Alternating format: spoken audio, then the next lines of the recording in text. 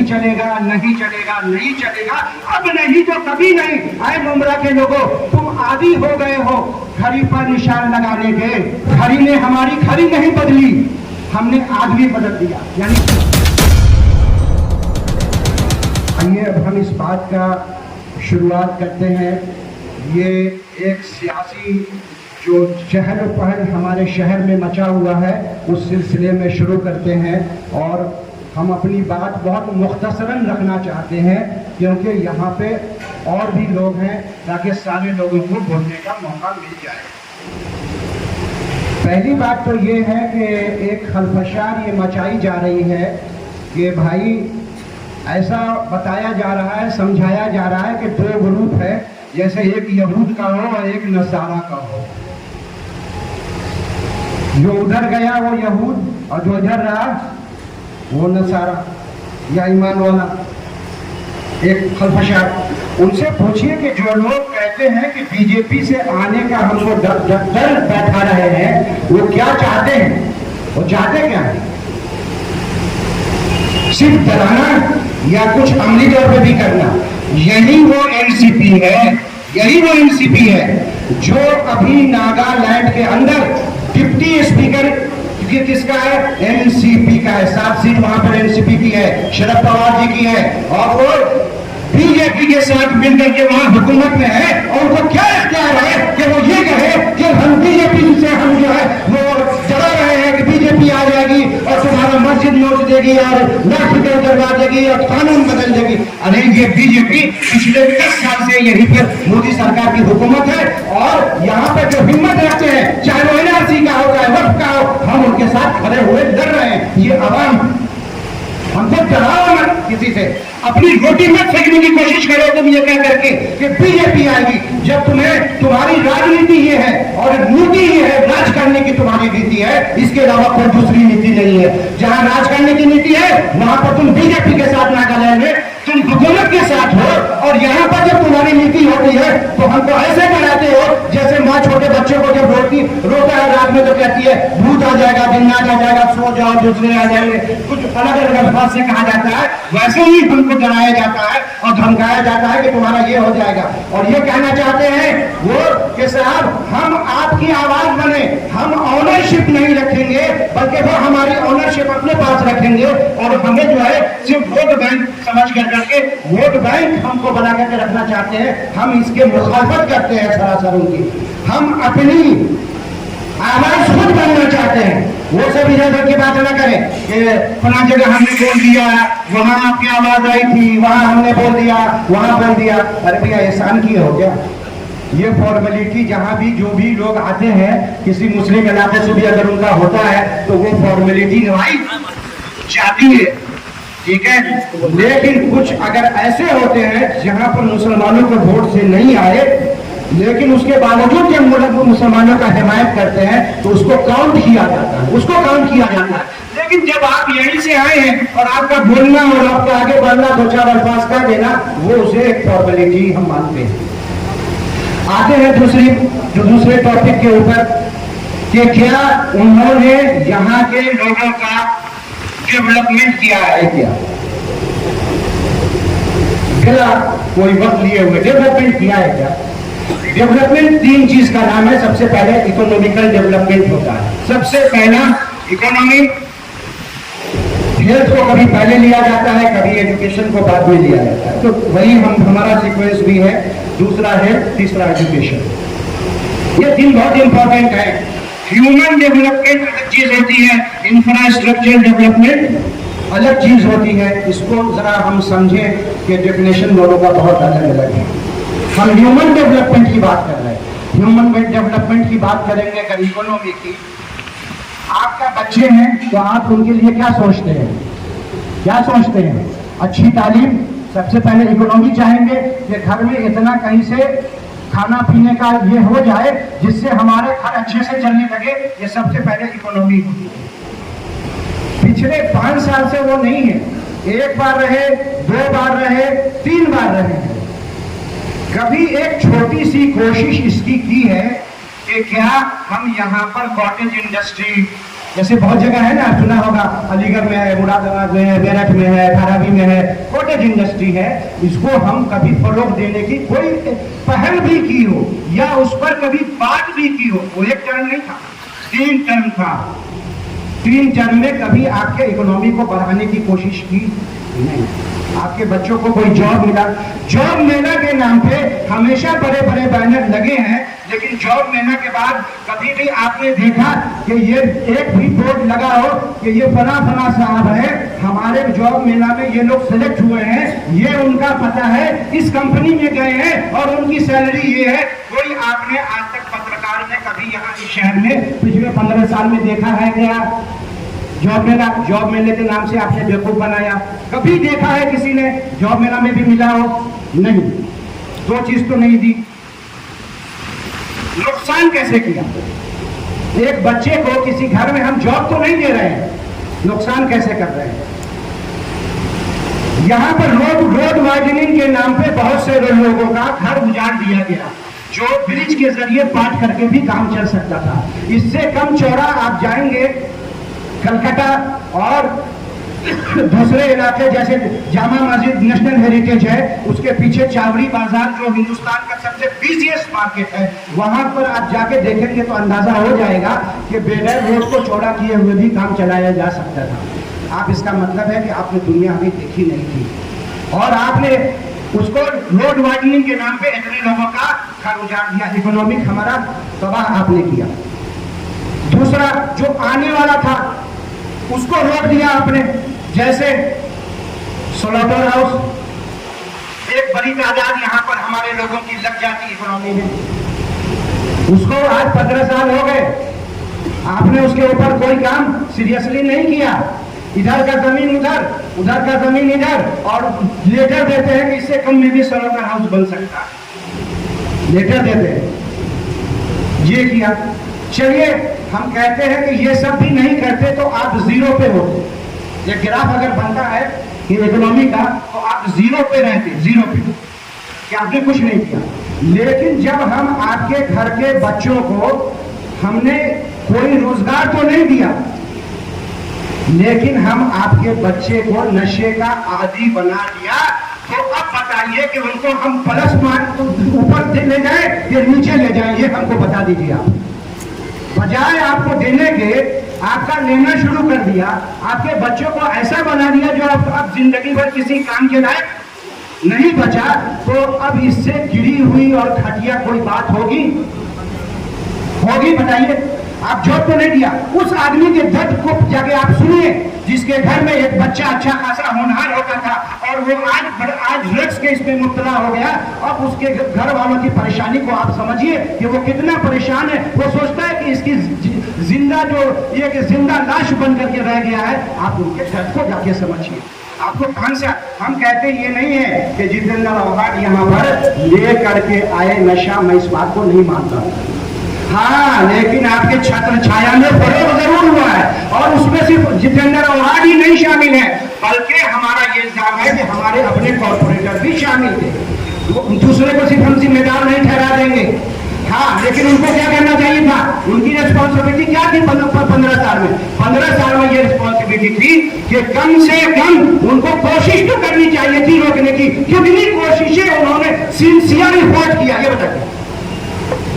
Sincere effort किया हो कि हाँ हमको इसको रोकना है। 5 साल आया गया नहीं, 15 साल से आप है और आपके आने के बाद यहाँ बहुत फरोग हुआ है। आप कम से कम कोशिश तो किए होते। इंसान की कोशिश पर ही सब सारे के सारे मामले होते हैं। आपने कोशिश कर दिया कि उसको रोक लिया जाए। तो ये है हमारे डिटेल में नहीं जाए। जब कभी किसी को सुनना होगा तो मैं आधा घंटा एक टॉपिक पर आपको बता देंगे। तो इकोनॉमी के मामले में आप उनको प्लस पॉइंट देंगे या माइनस देंगे? बताइए। माइनस में दे रहे हैं, माइनस। आइए बताते हैं देश का मामला, बहुत लंबा है कहानी, शायद आप सबों से वह वाकिफ है। आने वाला था एक, अगर हम यहाँ की आबादी 6 लाख मान लें तो यहाँ पर मोर देन 400 बेड का एलिजिबिलिटी है। कहाँ? मुंब्रा अकेला मोर देन 400 बेड्स मैं ऐसे हेल्थ एक्सपर्ट बोल रहा हूँ, उससे भी ज्यादा है, जिसमें PSC CSC बहुत सारी चीजें आती है। यहाँ पर रूरल में आता है, तो यहाँ पर हर 30,000 पॉपुलेशन के ऊपर एक 6 बेड होना चाहिए, 6 बेड हर 30,000 पॉपुलेशन। आपको पूरा कहानी मालूम है कि एक हॉस्पिटल कैसा बनना था और फिर उसको हटा के कैसे किया गया, और यहाँ पे 50 बेड पे करने के बाद ये गवर्नमेंट म्यूनिसिपैलिटी नहीं चलाएगी, बल्कि पब्लिक प्राइवेट पार्टनरशिप के तहत ये आपको चलेगा। और आइंदा ये जो हॉस्पिटल है सिर्फ उन लोगों का यानी यहाँ पे इलाज होगा जो इसकी जो डिजीज यानी के स्कीम के तहत आती है। हर बीमारी का इलाज यहाँ पे नहीं होगा। फिर उसकी बड़ी कहानी है कि ये स्कैम कैसे चलेगा, वो बहुत कहानी, उस पर हम नहीं जाएंगे।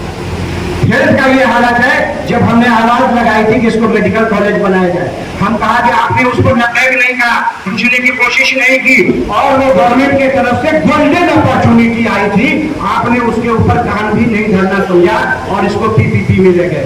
अगर ये म्यूनिसिपैलिटी चला लेती कम से कम 3 साल, तो था कि आज नहीं तो 4 साल 5 साल के बाद मेडिकल कॉलेज में कन्वर्ट हो सकता था। जैसे आपको प्रॉपर हॉस्पिटल के ये सारे के सारे हॉस्पिटल पास्ट में सब के सब मेडिकल कॉलेजेस में कन्वर्ट हुए हैं, वैसे हो सकते थे। लेकिन आपने 20 साल के कॉन्ट्रैक्ट पे 20 साल, हमको तो लगता है कि मेहदी भी आ जाएंगे, दज्जाल भी आ जाएंगे, खत्म हो जाएगा, अब हम इससे फारिग कर दिया हमको, तो इसका जिम्मेदार कौन है भाई? कौन है इसका जिम्मेदार? खत्म कर दिया आपने, एक लॉलीपॉप दे दिया। जिस लाइब्रेरी के बारे में मैं कह रहा था, पिछले पूरे कैंपेन चलाया था कि एक 7 स्टोरी और 8 स्टोरी होगा, एक होगा IIT वालों के लिए, एक होगा मेडिकल वालों के लिए, एक होगा सिविल सर्विसेज वालों के लिए, एक होगा नेशनल टीचर डिफेंस एकेडमी के लिए, एक बैंकिंग सेक्टर के लिए, एक रेलवे सेक्टर के लिए, 3 जनरल फ्लोर होगा, उसके बाद मस्जिद होगी और नीचे जो है बड़ा सा हॉल होगा कन्वोकेशन हॉल की तरह, जहां पर कोई आकर के महीने में 1-2 लेक्चर 2000 लोगों के बैठने की कैपेसिटी होगी, आपकी अवेयरनेस बढ़ेगी, आपके लोगों का नॉलेज बढ़ेगा। तो उसके नाम पे एक छोटा सा लाइब्रेरी का एक लॉलीपॉप दे दिया, समझ रहे हैं? ये खेल चल रहा। एजुकेशन के नाम पे एक उसने कोई 15 साल में एक स्टेप बढ़ाया हो, करना तो छोड़ दीजिए, कोशिश सिर्फ की हो, कोशिश। हम उनके होने ना होने पर नहीं कह रहे, एक छोटी कोशिश आप लोग वो किसी डिबेट में आ जाए, बैठे कहेंगे ये मैंने कोशिश की थी एजुकेशन के लिए, ये कोशिश की थी हमने इसके लिए, हेल्थ के लिए, ये कोशिश की हमने कॉटेज इंडस्ट्री के लिए, आपको बिल्कुल नहीं मिलेगा। उसने नजरअंदाज किया है उस शख्स ने। आप कहते हैं उनका हमारा को नुकसान कर दिया। नरेंद्र जी, दामोदर दास मोदी और जितेंद्र आव्हाड, नरेंद्र और जितेंद्र थोड़ा ऊपर में, नरेंद्र थोड़ा नीचे में, दोनों के 8 वर्ड्स हैं, दोनों के 8 वर्ड्स हैं। नरेंद्र जी क्या करते हैं, अपने अपोजिशन से अगर नाराज है, कोई मेरा दुश्मन बन रहा है, तो छुट्टे की इसमें फंसाते हैं, बदनाम करते हैं, तकरीबन कहते हैं या नहीं करते हैं, FIR भी करवा देते हैं, करवाते हैं ना, क्योंकि बड़े बहुत सारी चीजें हैं, और जो भी चीजें हैं हिंदुस्तान की धरोहर उसको बेच देते हैं। यही तो सुना होगा ना आपने, ये बेच दिया, सारा चीज सुनते होंगे, सब सुनते हैं ना। तो अगर ये बन जाते ना, तो ये नरेंद्र के भी ऊपर होते, अल्फाबेटिकली तो ऊपर है ये जितेंद्र, ये उनसे भी ऊपर होते।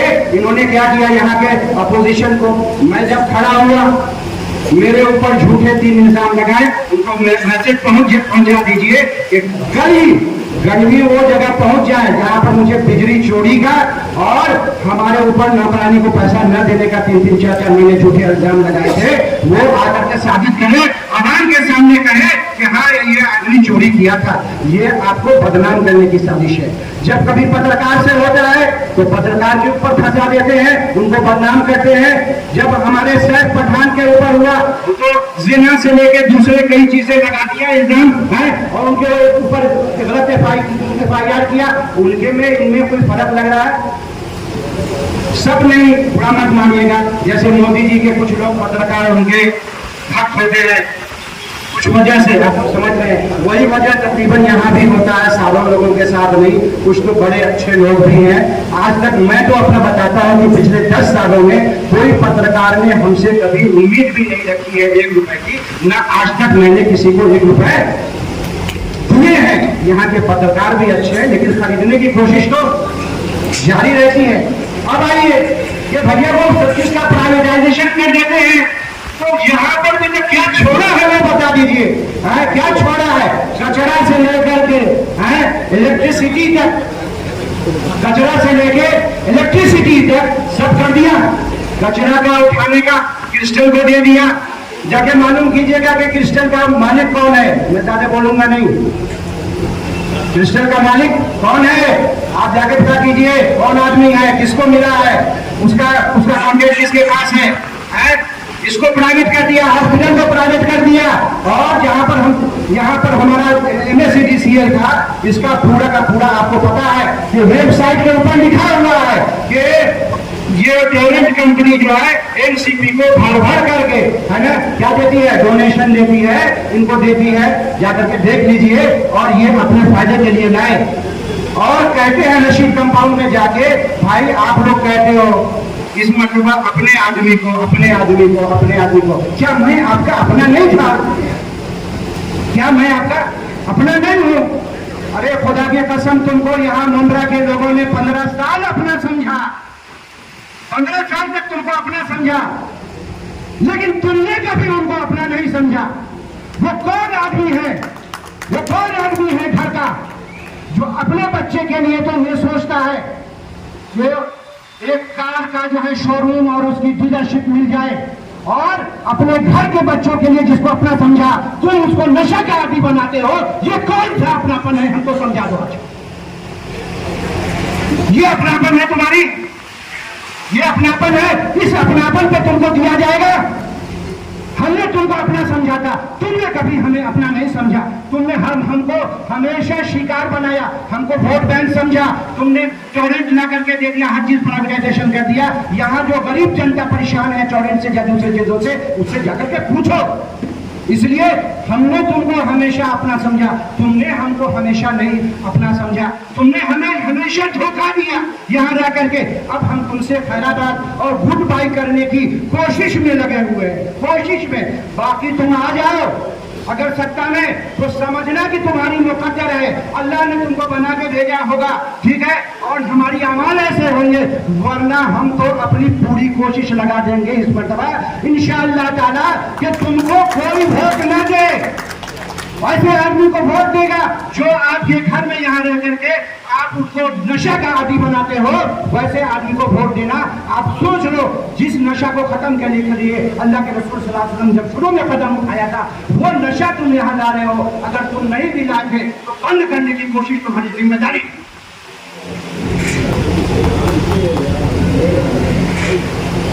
बात करने के लिए मेरे पास बहुत कुछ है, इतना ही नहीं है।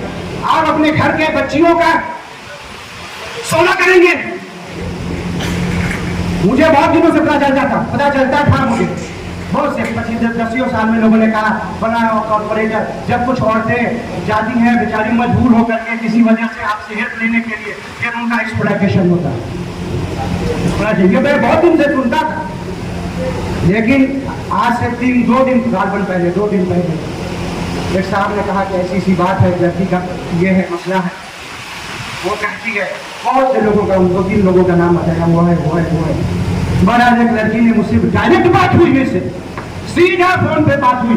उसने कहा, उनसे ही जरिए उनके फोन पे हुआ और कहा कि हजरत ये समझ लीजिए कि मैं ऐसे ऐसे जाती थी फला जगह, और ये लोग कांटेक्ट में आए, और ये लोगों ने फिर मुझे यहाँ पर बुलाने और इन सब चीजों की कोशिश की। और मैंने कहा कि मैं ऐसी वैसी लड़की नहीं हूँ, और जिस तरीके से मैं हूँ बहुत सारे लोग और भी लड़कियां फंस चुकी है, लेकिन मैं किसी पर इल्जाम लगाने वाला नहीं हूँ जब तक उसका कोई हमारे पास पक्का सबूत न हो। लेकिन ऐसी खबरें आ रही हैं, हम ऐसे लोगों को देना चाहते हैं। हम अपनी बात खत्म कर रहे हैं, क्योंकि बहुत सारे लोगों को अपने अपने जज्बात को रखने का पूरा हक है। और हमने आपको एजुकेशन, आपको हेल्थ, एक इकोनॉमी बता दिया कि अपने बेटे के साथ अपनी बेटी का जब हो तो दूसरे का आप मदद लेकर के, फडणवीस जैसे लोगों का मदद लेकर के आप अपना शोरूम मारुति का खोल लेते हैं। लेकिन जब हमारा वक्त होता है तो हमारा जो आया हुआ माल था, यानी कि जिसको कहते हैं कि स्लॉटर हाउस, उसको रोक दिया और नशे में डाल दिया। ये नहीं चलेगा, नहीं चलेगा, नहीं चलेगा, अब नहीं तो कभी नहीं। मुमरा के लोगों, तुम आदी हो गए हो घड़ी पर निशान लगाने के। जब घड़ी ने हमारी घड़ी नहीं बदली, हमने आदमी बदल दिया। यानी वक्त घड़ी नहीं बदली, यानी हमारा वक्त नहीं, अच्छे दिन नहीं आए हमारे, हमने वो आदमी बदल दिया है। जाना 20 तारीख को और जा करके 2 नंबर का बटन जहां है वहीं जा करके लगाना, नहीं तो 1 नंबर का बटन तुम्हारा बैंड बजा देगा, बैंड बजा देगा, बैंड। चलिए मैं दूसरे को देता हूँ। Thank you. ये प्रेस रिलीज है, आपको इसके बाद बात करेंगे, हम इसके बाद बात करेंगे। आपको जवाब देना पड़ेगा, जवाब दीजिए, आप जवाब दीजिए। आप दूसरी कॉन्फ्रेंस कब ले रहे हो? आपसे हमारे सवाल। हाँ, ये सवाल है। ठीक है, इंशाल्लाह हम जैसे ही ये इलेक्शन खत्म होगा हम आपसे सवाल का जवाब इलेक्शन खत्म होने तो अभी के बाद नहीं, सुनिए हमारा, सुनिए, हम आपको वो भी देंगे, वो भी वक्त देंगे, वो भी वक्त देंगे। आप इस मंच से पत्रकारों को बोल सकते हैं, तो हमें भी हमारे सवाल का आपको जवाब बिल्कुल देंगे, बिल्कुल देंगे, बिल्कुल देंगे। आप लिख लीजिए, हम आपको जल्दी वक्त निकाल करके देंगे। अभी बोलिए, एक मिनट, इनके सवाल का जवाब एक आदमी बोलिए, एक ही आदमी का जवाब दूंगा। आप बोलिए, कोई एक आदमी खड़ा हो, एक सवाल करे, ये जवाब दूंगा। हाँ बोलिए, ये आपको कॉन्फ्रेंस की डेट देनी पड़ेगी। हम देंगे इंशाल्लाह। अभी हम यहाँ ऐलान नहीं करेंगे, हम शेड्यूल चेक करके देंगे, शेड्यूल चेक करके देंगे, तुमको देंगे, जरूर देंगे, जरूर देंगे।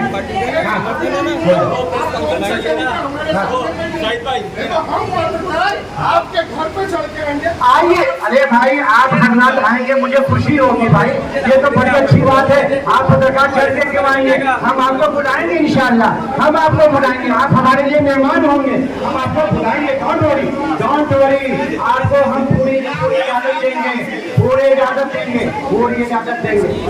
पूछिए सब, पूछिए जी। हाँ हाँ,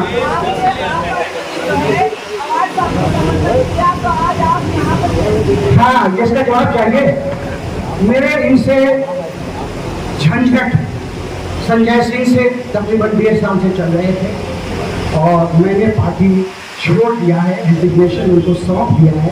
अब इसके ज़्यादा न, ठीक है, डिजिग्नेशन सौंप चुका हूँ, उनके अलग अमानत तक हो चुका हूँ। मैं ऐसा नहीं हूँ कि उनके खिलाफ पहले नहीं बोला हूँ, पार्टी के अंदर आज 8 महीने से बोल रहा हूँ। ये इलेक्शन से मत जोड़िएगा इसको। मैं रिजिग्नेशन दे चुका हूं, यह ऐलान कर रहा हूं आपको कि मैं आम आदमी पार्टी जिस सोच से निकली थी वो सोच उनके अंदर जब बाकी नहीं रही। हम कोई भक्त अरविंद केजरीवाल की नहीं है, नहीं है उनके के वक्त। हम रिजिग्नेशन दे चुके हैं। आगे कुछ पूछना है पूछिए, खत्म हो गया, आपको देंगे टाइम, हम आपको टाइम। चलिए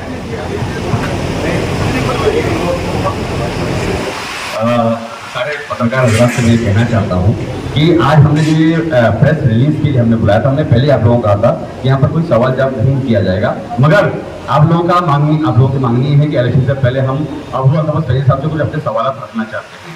तो मैं समझता हूँ कि मैं आज शाम तक की आपको डेट दे दूंगा और आज ही शाम को मैं आपको बता दूंगा कि अबू अकबर सईद साहब अपने बिजी शेड्यूल में से कोई वक्त निकाल करके आज या कल के अंदर आपके साथ बैठ करके आपसे जरूर इंशाल्लाह आपके सवालों का जवाब जरूर देंगे इंशाल्लाह।